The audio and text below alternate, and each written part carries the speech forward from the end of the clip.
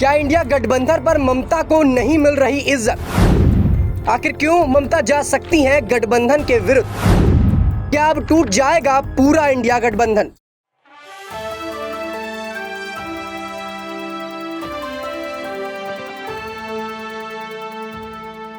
नमस्कार, आप देख रहे हैं नेक्स्ट न्यूज पॉलिटिकल बाइट। मैं हूं आपके साथ आकाश त्रिवेदी। दर्शकों, आप सभी का बहुत बहुत स्वागत है हमारे खास प्रोग्राम क्वेश्चन मार्क कुछ तो। और इस खास प्रोग्राम पर बात करेंगे ऐसे ही एक सवाल की, ऐसे ही क्वेश्चन मार्क की जिस पर लगातार बातें बन रही हैं, जिस पर लगातार सवाल खड़े हो रहे हैं। बता दें कि इंडिया गठबंधन को लेकर इस वक्त मामला सबसे ज्यादा गर्माया हुआ है। लगातार इंडिया गठबंधन के नेता या तो पार्टी छोड़ रहे हैं, या तो पार्टी के विरोध में बोल रहे हैं, या फिर पार्टी के अंदर आने के बाद अपने औहदे की बातें कर रहे हैं। बता दें कि ममता बनर्जी का भी यहां पर बड़ा बयान आता है और ममता बनर्जी ये बताती है कि अगर इंडिया गठबंधन के अंदर उनको तवज्जो नहीं दिया जाएगा तो इंडिया गठबंधन को वो बाय बाय कह सकती है। और ऐसा ही एक मामला बिहार से भी जुड़ा हुआ देखने को मिला। यहां बिहार की राजनीति पर नीतीश कुमार बड़ा चेहरा थे, लालू यादव से दोस्ती थी, दोनों की बड़ी साठगांठ बनती थी, लेकिन पिछले कुछ दिनों से इन दोनों की अनबन सी दिखाई दे रही और उस अनबन का नतीजा कहीं ना कहीं चुनाव में देखने को मिलेगा। क्योंकि यहां पर नीतीश कुमार बिहार की राजनीति पर बैठे बैठे लालू के साथ मिलकर चुनाव बटोरने की प्रक्रिया कर रहे थे, लेकिन वो होता हुआ नजर नहीं आया। लालू नीतीश की ठनी। अब यहां पर नीतीश कुमार कहीं ना कहीं इंडिया गठबंधन को छोड़कर एनडीए में शामिल होना चाहते हैं और इसको लेकर लगातार खबरें भी सामने आ रही हैं। कहा जा रहा है कि विपक्षी पार्टी के नेता अब पूरी तरह से नाराज हैं इंडिया गठबंधन से और धीरे धीरे करके वो इंडिया गठबंधन को छोड़ रहे हैं। हाल ही में मिलिंद देवड़ा ने भी 55 साल पुराना रिश्ता कांग्रेस के साथ तोड़ दिया, शिवसेना के साथ वो चले गए। और यहां पर अब लगातार ममता बनर्जी की बात कर ली जाए या फिर नीतीश कुमार की बात कर ली जाए, जो इंडिया गठबंधन के बड़े चेहरे थे, और खुद ममता बनर्जी ने इंडिया गठबंधन यानी कि जो गठबंधन बन रहा था उसका नाम इंडिया दिया था। ममता बनर्जी के दिमाग से यह आइडिया आया था और उन्होंने इसका नाम दिया था। अब वही ममता बनर्जी अपने तवज्जो को लेकर, अपने औहदे को लेकर, अपनी वैल्यू को लेकर यहां पर लगातार सवाल उठा रही हैं और इंडिया गठबंधन पर निशाना साध रही हैं। हमारे साथ दिनेश मौजूद है। दिनेश से जानने का प्रयास करेंगे कि आखिरकार ममता बनर्जी ऐसा करना क्यों चाहती है। क्या अब सारे नेता इंडिया गठबंधन पर सिर्फ अपना जो है राजनीतिक रोटियां सेकने का काम कर रहे हैं? क्या अपना राजनीतिक स्तर बढ़ाने के लिए आ रहे हैं और अपना जो राजनीतिक छवि धूमिल हो चुकी है उसको बेहतर करने के लिए राजनीति में आ रहे हैं? और क्या ममता बनर्जी अब इस पूरे मुद्दे से बाहर हो जाएंगी और अकेले मैदान पर उतरती नजर आएंगी? दिनेश, देखिए, यहाँ पर जिस तरीके से ममता बनर्जी के तमाम नेताओं के बयान आ रहे हैं, यहाँ पर जिस तरीके से राहुल गांधी की भारत जोड़ो न्याय यात्रा चल रही है उसमें अब शामिल ना होने की बात कही जा रही है, तो कहीं ना कहीं चिंता का सबब जरूर है ये विपक्षी गठबंधन के लिए। और जहाँ तक कि आपने बात की कि इंडिया गठबंधन का जो नामकरण किया था वो कहीं ना कहीं ममता बनर्जी का प्रस्ताव रखा हुआ था, बिल्कुल ऐसा ही है।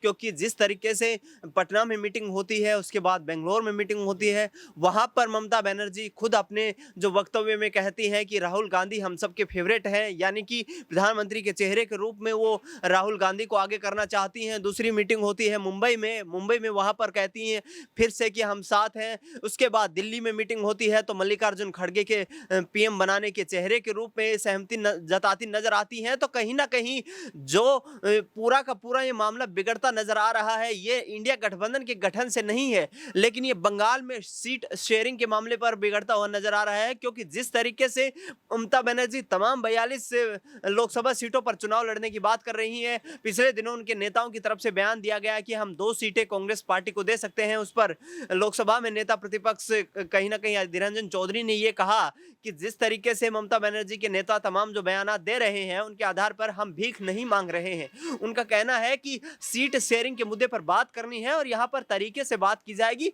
जहां पर जो पार्टी मजबूत है वहां पर उसको चुनाव लड़ना चाहिए और आने वाले वक्त में इसी प्रकार से घेराबंदी करते हुए नजर आना चाहिए। लेकिन मैं आपको बता दूं यहाँ पर दर्शकों, जिस तरीके से ममता बनर्जी जो एक हठ धर्मिता के जो आंकड़े पर चल रही है, रूल पर चल रही है कि मुझे बंगाल प्यारा है, बंगाल प्रिय है, तो आपको बता दें कि कांग्रेस पार्टी इस वक्त देश का प्रमुख विपक्षी दल है। और इसके साथ साथ यदि ममता बनर्जी 42 सीटों पर चुनाव लड़ती हैं और उसमें से 20 से 25 सीटों पर जिस तरीके से पिछली बार वो जीतने में कामयाब हुई थी, इस बार भी कामयाब हो पाती हैं, तो इसका कुछ खास इम्पैक्ट आएगा नहीं, क्योंकि टीएमसी की जो विचारधारा है वो बीजेपी से बिल्कुल जो मेल खाती नहीं है और ऐसे में आगे आने वाले वक्त में गठबंधन बनने की कोई संभावना दिखाई देती नहीं है।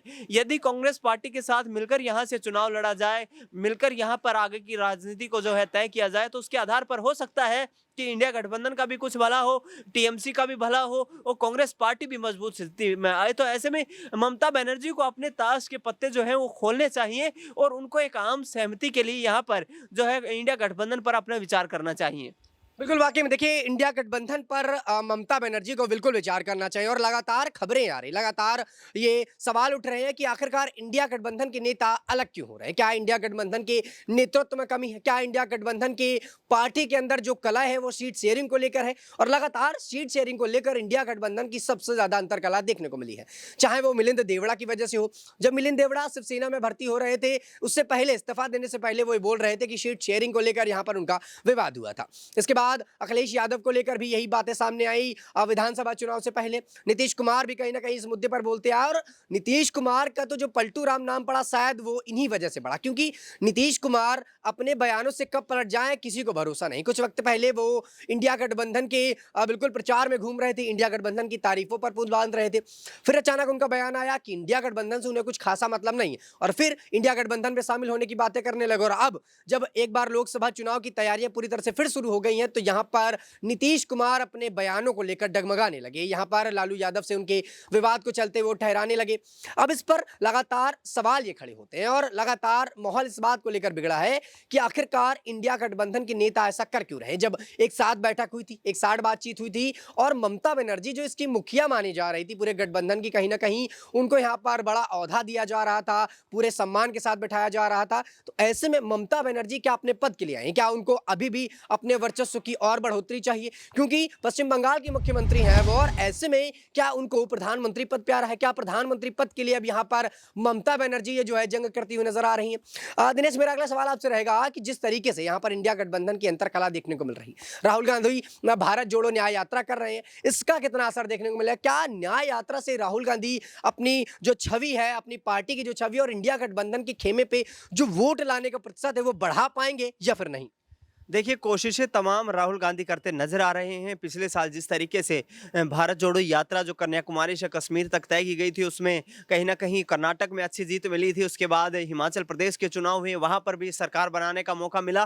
तो राहुल गांधी की लगातार कोशिश यही है कि कहीं ना कहीं पार्टी का जो संगठन है उसको बेहतर किया जाए, आम कार्यकर्ताओं से, निचले स्तर के लोगों से मिला जाए, पार्टी के लिए एक तरीके से संजीवनी देने का काम किया जाए। आगामी चुनाव जो है काफी नजदीक नजर आ रहे हैं, तो ऐसे में राहुल गांधी भारत जोड़ो न्याय यात्रा जो कि करीब 70 दिनों तक चलेगी, इसमें 6700 किलोमीटर की दूरी तय करेंगे।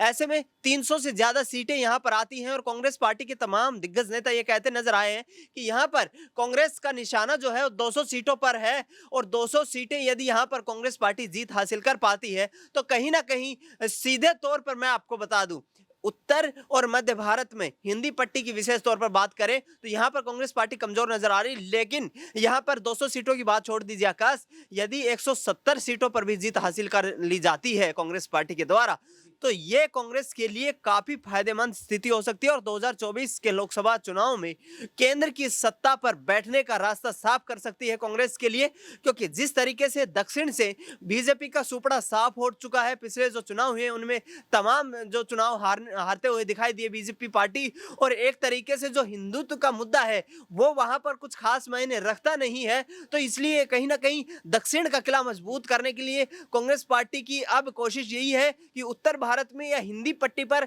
कम से कम 35-40% पर लड़ाई लड़ी जाए, जिससे कि आगामी 2024 के लोकसभा चुनाव में यहां पर बीजेपी के लिए, प्रधानमंत्री नरेंद्र मोदी के लिए मुश्किलें खड़ी की जा सके।